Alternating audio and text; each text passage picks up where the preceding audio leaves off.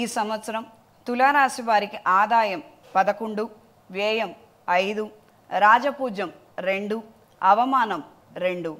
తులారాశి వారికి అష్టమ భాగ్య దశమ స్థానాలలో గురువు, షష్టమ స్థానంలో శని, షష్టమ పంచమ స్థానాలలో రాహువు, లాభవ్యయ స్థానాలలో కేతువు, రవిచంద్ర గ్రహాలు గురుశుక్ర మౌఢ్యములు అనుకూలమైన ఫలితాలను ఇస్తున్నాయి. జీవిత ఆశయాన్ని నెరవేర్చుకుంటారు.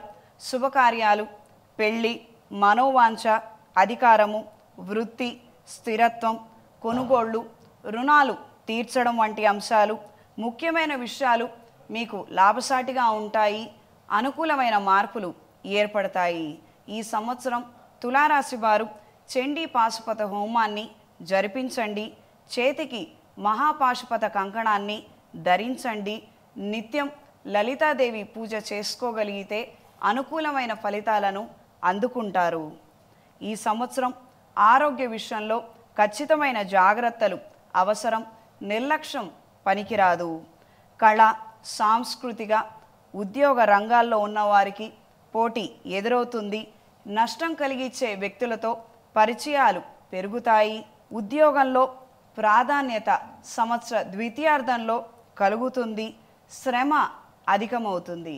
విద్యా సంస్థలు నడిపేవారికి, హోటల్స్ నడిపేవారికి, రెస్టారెంట్, క్యాటరింగ్, డెకరేషన్, ఈవెంట్ మేనేజర్ల సంస్థల వారికి సంవత్సర ద్వితీయార్థంలో జనాకర్షణ, ధనాదాయం రెండూ కలిసి వస్తాయి. కొత్త పెట్టుబడులకు దూరంగా ఉంటారు.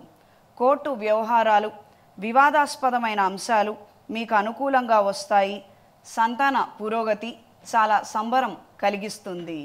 శుభకార్యాలు చేయగలుగుతారు. సంవత్సర ద్వితీయార్థంలో ఆర్థిక పురోగతి సాధిస్తారు. టెండర్లు మీకు అనుకూలంగా వస్తాయి. కానీ సాంకేతిక సమస్యలు ఏర్పడవచ్చు.